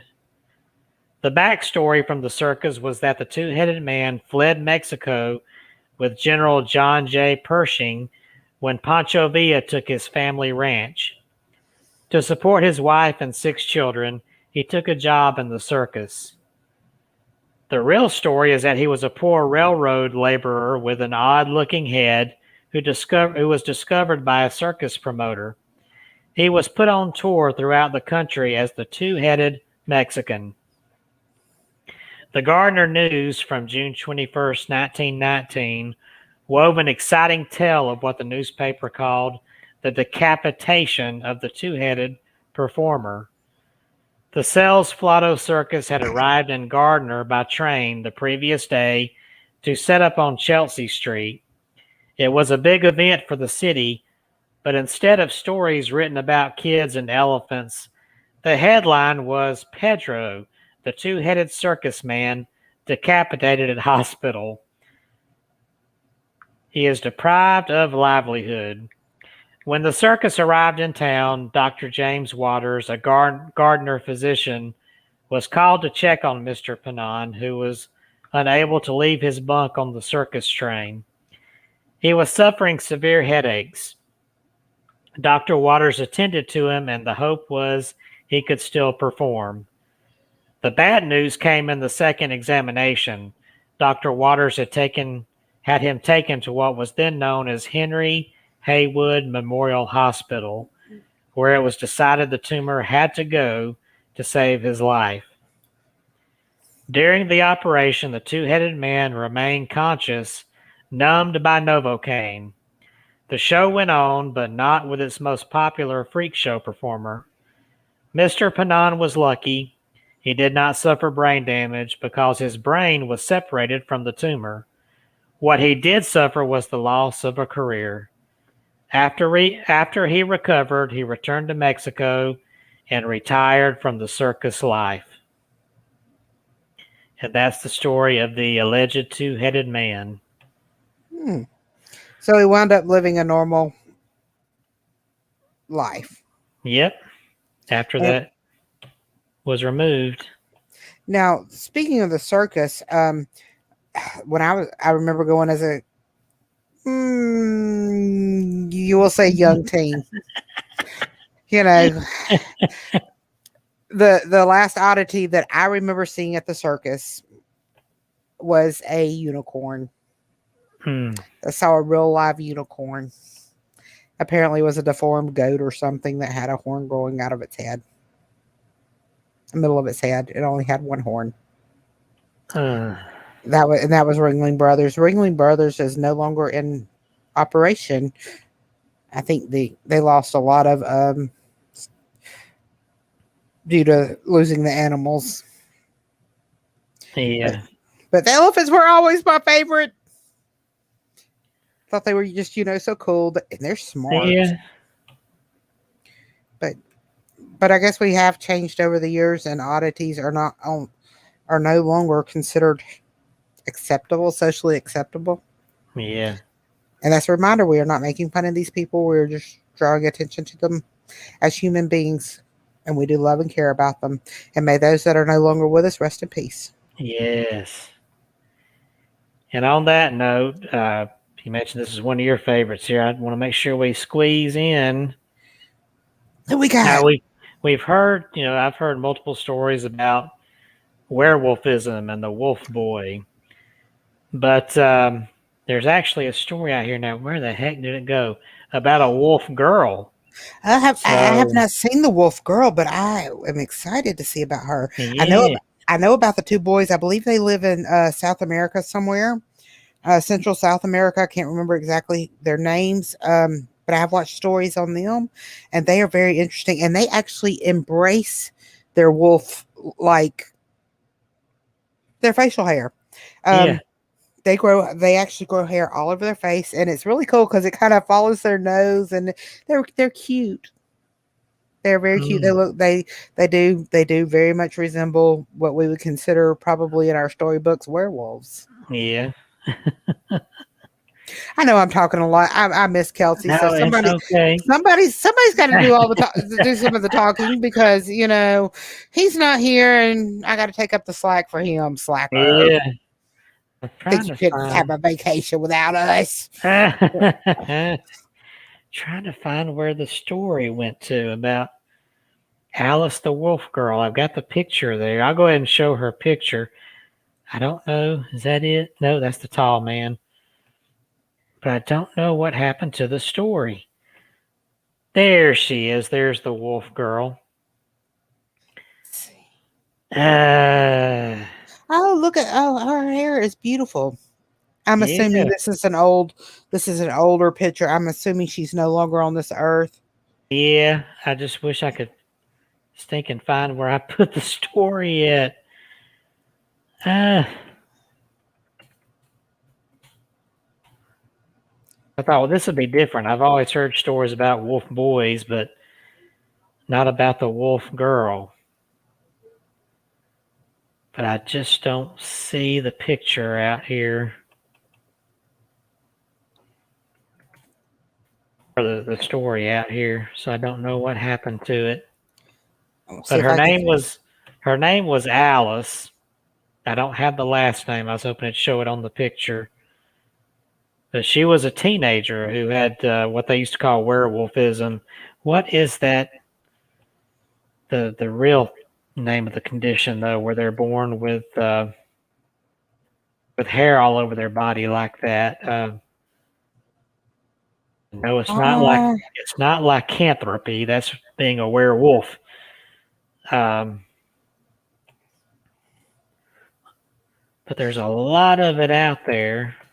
Hirschhorn syndrome. Well, here's another version. I've got hypertrichosis. Yes, hypertrichosis is another one. Yeah, and but I wish I knew where the story of this I girl. found her. I think I'm going to send it to you. I'm going to send you a story of a wolf girl. Okay, This may not be the same wolf girl, but I'm going to send you the picture of the wolf girl. okay. But there have been a lot of boys, girls, men, and women with that condition where they've just got a lot of hair growing around their body, on their face, on their just all over. And it's kind of hard to call it rare since there's a lot of them out there that have that. It seems like it's more so in India and Pe- let's see. People with maybe a little more melatonin in their skin, Yeah. and South America, India. Yeah, this is a different girl here because this is more modern. Oh, but she's so Um, pretty, isn't yeah, she? I'm gonna get her picture saved here. Well, it's not She letting me save her picture, but I can tell the story. she's a very Um, pretty little girl. I will post it in the comments. How about that? okay, yeah, that'd be good. Let's see. On Facebook. I think I might have found an image here that will let me copy. Here we go. You got it? Um, hopefully this will. Yeah, there we go. Sorry about this delay, folks, but I hate when I save stuff, bookmark stuff, and it just vanishes while we're in the middle of a live show here. All right, here she is. Here is our modern day. Oh, come on. There she is, our modern day wolf girl. There she is. All right. Sapatra Sasufan says she doesn't spend time thinking about the rare condition she has that leaves her with thick hair on her face and body, a determination to live a normal life that makes her an inspiration to all who know her. Supatra, an 11-year-old Thai girl who's known as Nat, suffers from hypertrichosis, or the Ambrose system, a genetic condition marked by excess hair on the face and body. All right. It's so unusual that there have been only 50 documented cases since the Middle Ages. Well, man, I thought there was more than that. When sufferers were actually feared to be werewolves. With thick hair covering most of her face, Nat hopes to be cured one day, but for now, she's determined not to let her hirsuteness hold her back. It's the way I am, Nat said in an interview with Today. I don't even think about it. At first, she was teased at school with other kids scared to look at her. She did have a hard time at the beginning, says her teacher, but as time passed, she proved that she was just like anybody else. Those who know Nat describe her as a hard-working student who gets good grades and has won over her classmates to become one of the most popular kids at school. And she's no shrinking violet. She likes to sing, dance, and act, and her teachers describe her as very lively. Her hair has always grown back after doctors tried to remove it with laser treatments, and it's come in thicker with each passing year. Last year, Guinness World Records named her the world's hairiest teenager, and a world that makes her feel proud. Oh, an award that makes her feel proud. Being hairy makes me special, she told Guinness. This is the happiest day of my life. It's Nat's quest to be a regular kid that makes those around her feel proud. She's self-confident, her father told Today. She works and plays hard. We want people to understand she's a normal little girl. Nat was busy preparing for exams during Today's visit, and her studies paid off with high marks all around and an A in her favorite subject, math. She always gets such good results, says her mother. I'm proud of her. Even in a world where people can be cruel to those who look different, Nat has big plans to help others by becoming a doctor. So I can help sick and injured people, she told Today, and treat my mom and dad and relatives. So what a sweet child. Yeah, I can imagine back in the old days that, people probably, when people had this condition in the dark ages, the other people automatically assumed werewolf, huh? You Yes. know, Yes. and She's beautiful. She is yeah, absolutely a beautiful child. Probably got a sweet spirit, and she's very proud of the fact. And I think that maybe built her confidence up, winning that World Book record there. yeah, Do you remember the movie Teen Wolf with Michael J. Fox in it? yes, I love that. That was the first. When we back in the early or mid '80s when we first got the VCR, that was the first movie we rented was Teen Wolf. Yes. Yes. It was a good movie, and I loved Michael J. Fox, who Yes, also suffers from a disease called Parkinson. And yeah, if you're not familiar, people are not familiar with that. That is caused by a lot of shaking, and he stutters over his words a lot because it's hard to talk when you're shaking. Um, yes, and it is. and drawing attention to it does make it even more nervous. But Yeah, he was a great actor, and even the famous people suffer with some of these different diseases that cause some of their oddities that we yeah, cherish and love. yeah, it does. Well, we got time for, let's see, we're at 8:42. We got less than 20 minutes to go, but I've got enough time for this next story about Alfred Pilgrim, who was Mhm. otherwise known as the boy who lived without arms and legs. And he's not the first. I've seen some here in modern times on YouTube videos about people without arms and legs, but this one goes back in time. That's his picture there. Alfred Pilgrim. Missing limbs often made for successful sideshow acts. In the early 20th century, for example, Stanley Barrett was born with phocomelia, causing his limbs to be nothing more than flipper-like stumps. Better known as CeeLo the Seal Boy, he awed audiences with his ability to shave, play cards, and do other everyday things. Frida Pushnik was born without arms or legs, but managed to sew, crochet, and type with her stumps. They were two of the most famous limbless sideshow stars who you can find plenty of information on in the book American Sideshow. But years before them, there was the lesser known but quite talented Alfred Pilgrim, our subject here in the picture. He was born missing the majority of his limbs. It's unknown what caused his specific malady. Pilgrim began exhibiting his unusual condition and abilities despite them around the year 1890.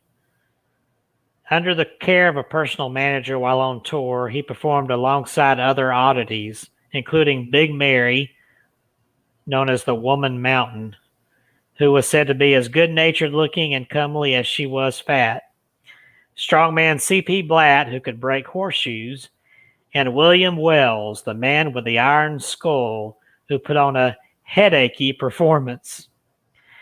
But as for Alfred Pilgrim, he was pitched as the armless and legless boy. Described as a happy, carefree fellow, he was known to thread needles and perform other seamless, impossible feats. Among those other feats was his ability to write with remarkable elegance. Years later, in 1918, as an adult working for Barnes Circus, he took his talents to the Los Angeles courthouse to register for military duty and caused a stir with onlookers who did not know how he'd managed to sign his name. A newspaper described the scene, quote, holding the pen within the grasp of the short stub near his shoulder, he placed his name on the paper instantly and in grand style. the best scribe in the house. Pilgrim had hoped to be drafted into the army as an expert penman. No articles reported whether a military job followed his sideshow career. And that's all they have here for him. That's amazing to not have any hands, mostly no arms, and be able to sign your name perfectly. I just sent you something very interesting too. It's kind of Okay. a it's have you I can't, let me look at the word real quick so I can say it correctly. People born with their fingers are ectrodactyly is a syndrome where I'm gonna try to show you guys. Let me get over here. Where these fingers are fused together like this. Yeah. Now, the very first time I went to a fair, I remember seeing a guy. He had on a glove, and he laid his hand out on the table, and he took a hammer and he hit his hand with his glove on. Okay, we had no clue that his fingers were fused together. I was freaking out. You see, he really got me big time. I was a little kid, There but you go.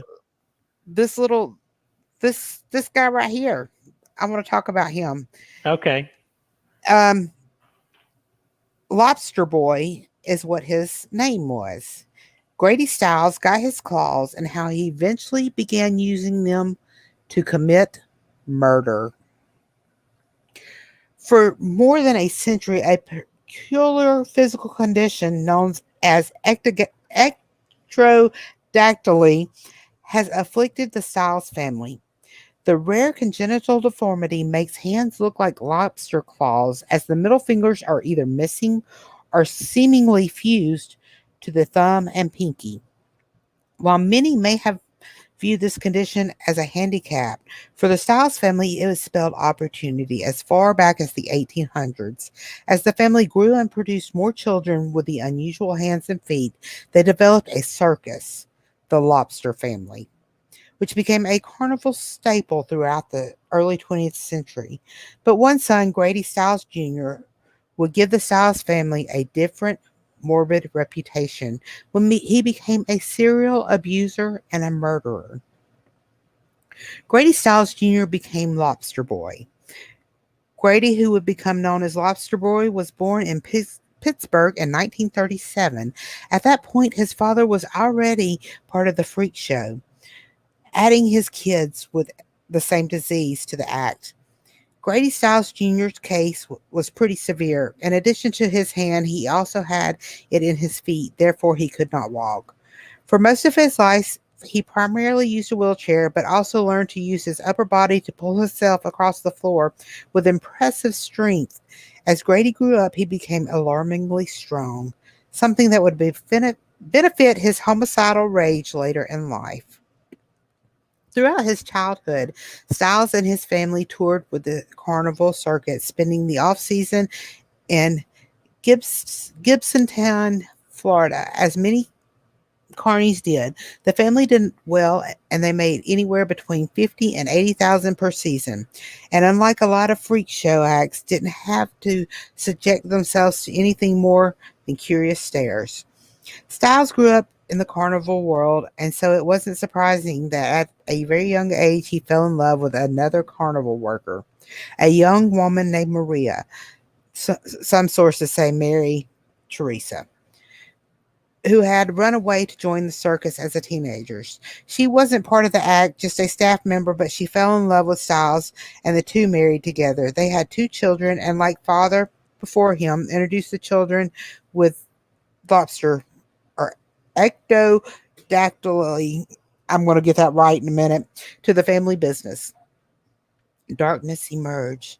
As the children grew up, particularly Stiles' daughter, Kathy, who did not have the disease, was therefore somewhat the apple of her father's eyes. The Stiles family legacy began to take a rather dark turn. Stiles drank, and combined with his overpowering upper body strength, he became abusive toward his wife and children. At one point, he allegedly used his claws like hands to rip his wife's IUD from within her body during a fight and would use his hands to choke her, something they were seemingly designed to do well. The worst was yet to come, however, when Grady Stiles' teenage daughter, Donna, fell in love with a young man that he didn't approve of. He demonstrated his fatal strength.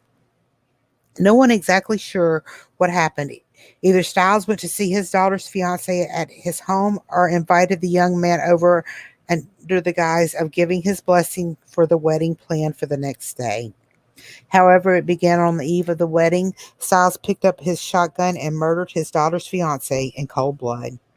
He soon went to trial, having admitted to his act with no remorse whatsoever, but pointed out that he couldn't possibly be imprisoned, no jail could handle his disability, and to confine him to prison would be cruel and unusual punishment.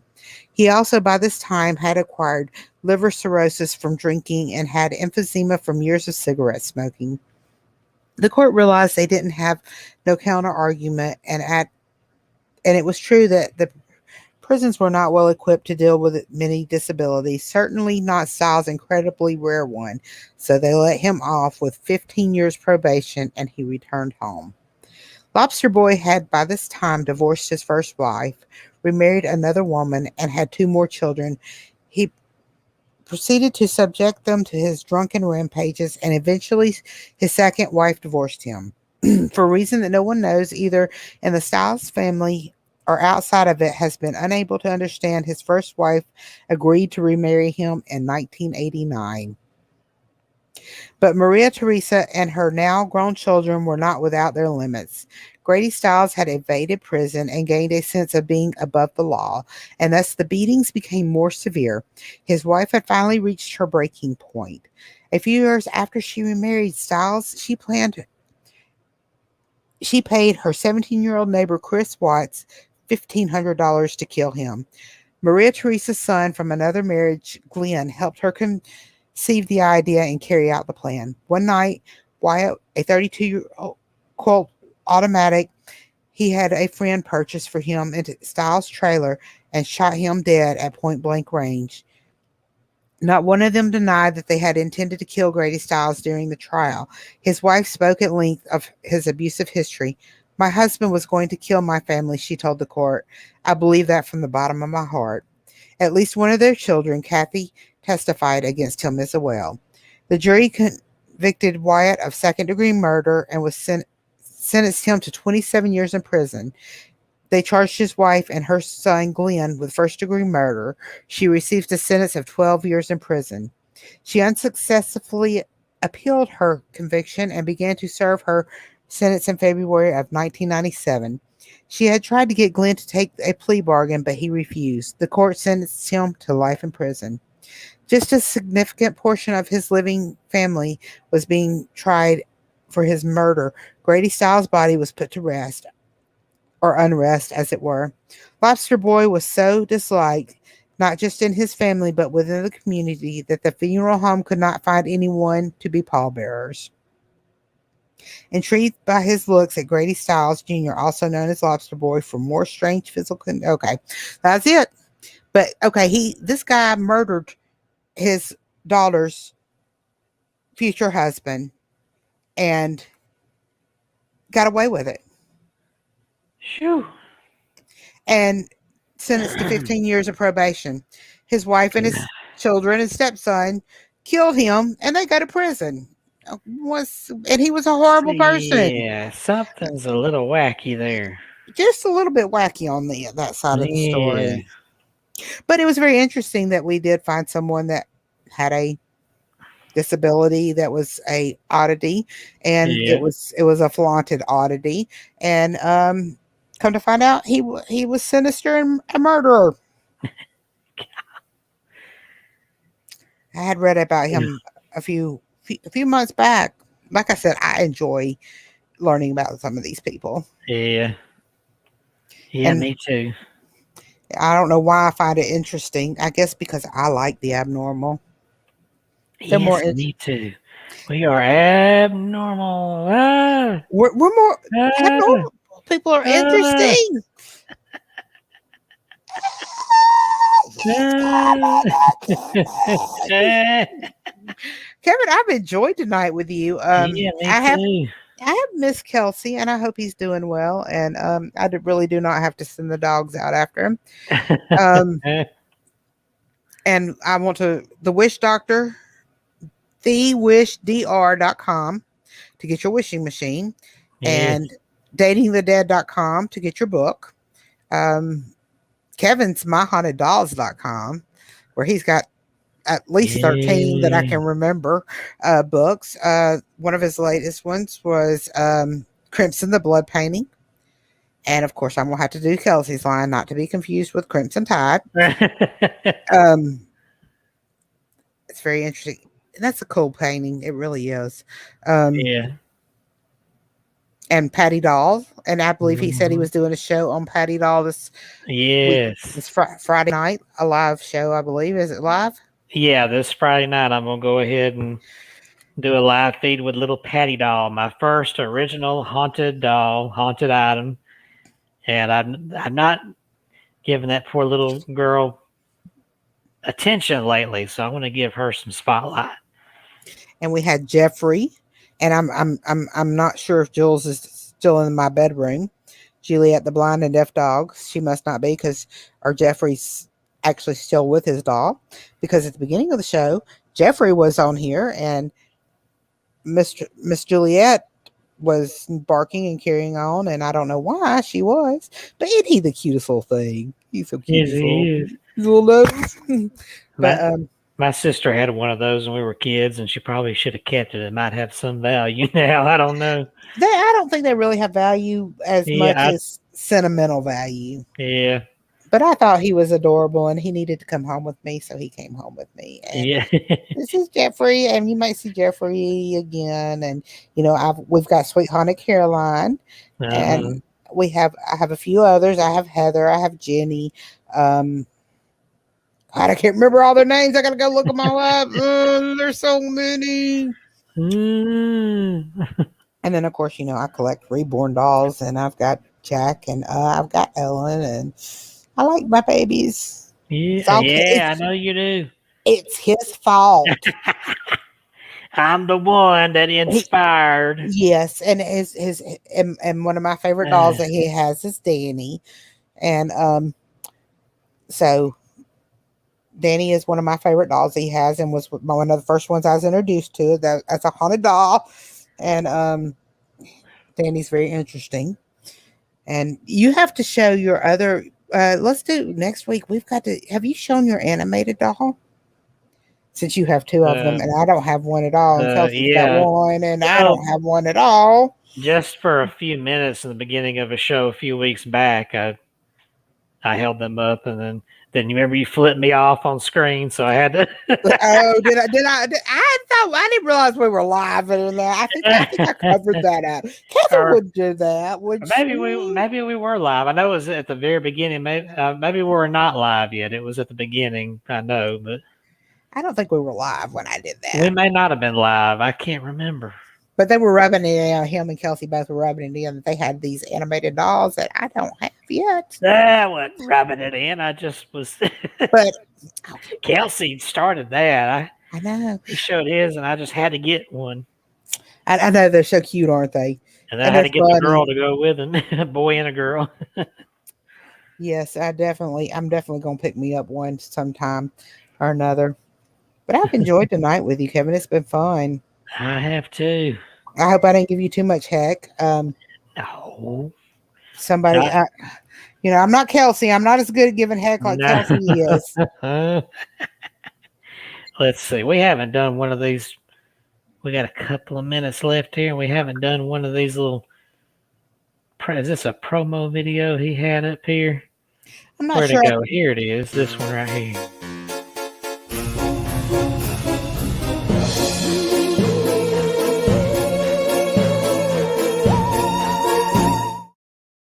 Yeah, that's it. League of Future Corpses. That's what we are. Yes, and order your T-shirt if you guys want a Future Corpse T-shirt. We can get you a Future Corpse T-shirt. And let me tell you, men, if you wear this Future Corpse T-shirt, all the ladies are going to be looking at you. And they won't. They will. This is an I imagine icebreaker. so. This is an icebreaker. It is an icebreaker for picking up some ladies. Uh, All you single men out there, and married men. It's a deterrent for you guys because you know them women are thinking, oh God, they're going to die soon. We don't want them, but but it's that they are cool shirts. yeah. We do get a lot of laughs and chuckles. Some people get them, and some people don't. We do like being future corpses. Yeah, we do. All right, it's 9 o'clock, so we are at our 2 hour point and time to sign off. And it's been It fun, has been guys. great. And we'll be back. And thank you to my Haunted Dolls YouTube viewers. I'm glad I finally got this broadcasted there too. We've been doing this for a while on the Abnormal Alabama show, and I never did get it connected to somebody. A few of y'all commented about Crimson the Blood painting. I'll talk about that one day soon in a future episode, probably on my Haunted Dolls, and do another video of her. But Yes, thank you all for tuning in. we've enjoyed you guys, and Yes. happy hunting, Happy happy hunting. Bigfoot hunting, white thing, whatever you do, just enjoy yourself and live life to the fullest. Bye, Yes. guys. Good night.